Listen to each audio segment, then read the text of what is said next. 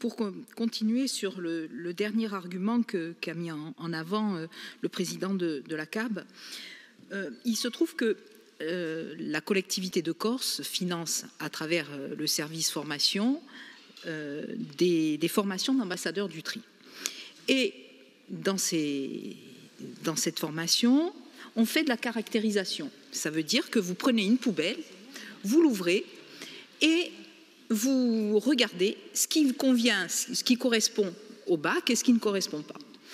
Eh bien, lorsqu'on a fait ces caractérisations dans un certain nombre de poubelles et de collectivités, de différentes collectivités, on s'est rendu compte qu'on est très au-delà du taux que mettait en avant le taux de refus que mettait en avant le président de la CAB.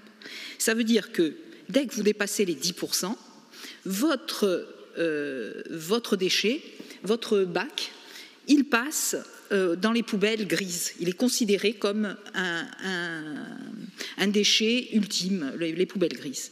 Et là, le taux, évidemment, de transport et de paiement au stockage est énorme. Donc, le problème, il doit être pris à ce niveau-là. Quand vous allez commencer à travailler sur la caractérisation de vos flux, vous allez vous rendre compte, et c'est à ce niveau que vous allez, parce que depuis tout à l'heure, c'est très intéressant ce qui est dit, c'est comment peut-on faire des économies?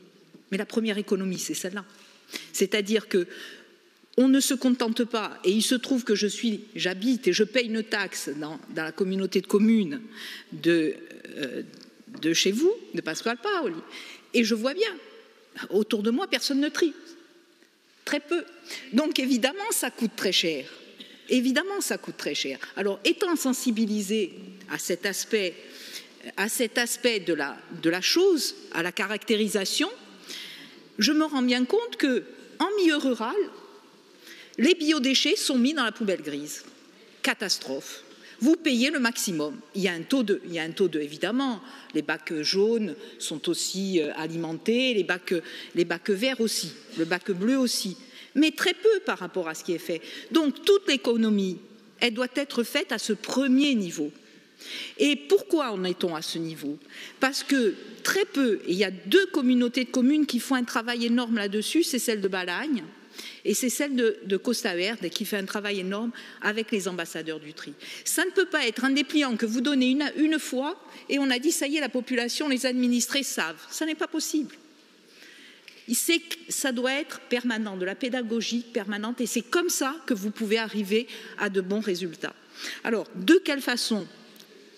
Donc, une étude, et c'est ça qui est intéressant aujourd'hui dans ce qui est proposé à travers cette contractualisation, c'est que d'abord, l'Office de l'environnement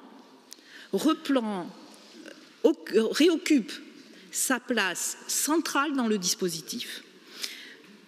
Elle l'avait perdu. Il y a un plan qui est aujourd'hui dans un processus de validation qui n'est pas terminé. Malgré le fait que ce ne soit pas terminé, on rentre quand même dans une contractualisation et l'Office de l'environnement va pouvoir, à travers un projet de territoire, et c'est là que c'est intéressant, c'est que c'est dans ce projet de territoire, c'est lorsque tout à l'heure quelqu'un a parlé d'ingénierie.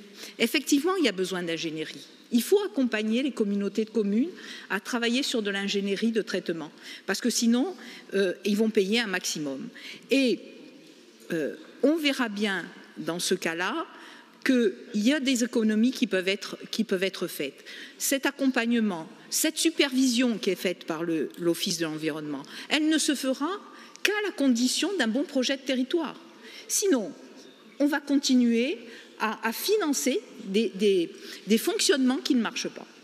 Donc, je crois qu'on est, grâce à cette contractualisation, et cette contractualisation qui rentre dans la globalité d'un plan, on rentre dans quelque chose de vertueux qu'il faut accompagner absolument.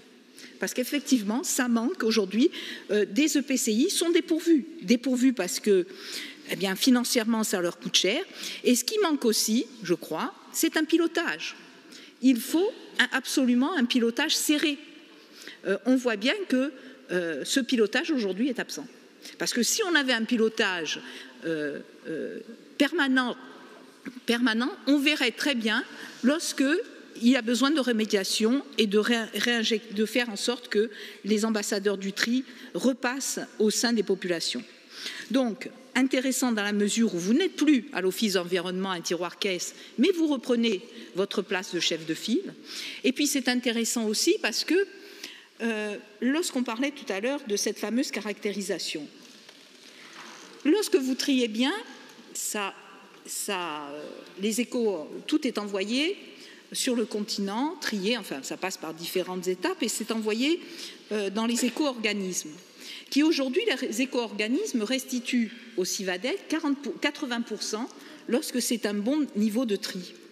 Et là aussi, nous le demandons, le président les députés, nos députés l'ont demandé à l'Assemblée nationale, on demande que ce taux soit élevé à 100%, comme ça s'est fait dans d'autres régions de France, je crois en Outre-mer. Hein.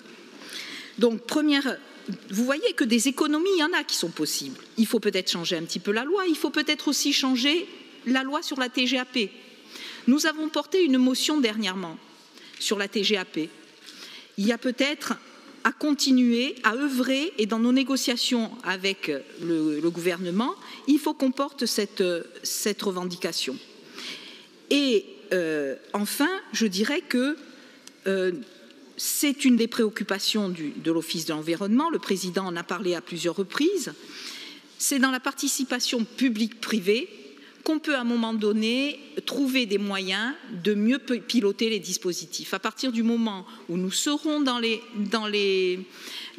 conseils d'administration de certaines structures, nous pourrons à ce moment-là voir exactement ce qui s'y passe et corriger le tir chaque fois qu'il est possible. Donc moi je pense que des sources d'économie immédiates, c'est possible, à condition de rentrer dans un vrai projet d'ingénierie et de territoire. Il y a aussi des possibilités à plus long terme qui sont législatives à ce moment-là, à travers les éco-organismes et à travers la TGAP notamment. Voilà, je vous remercie.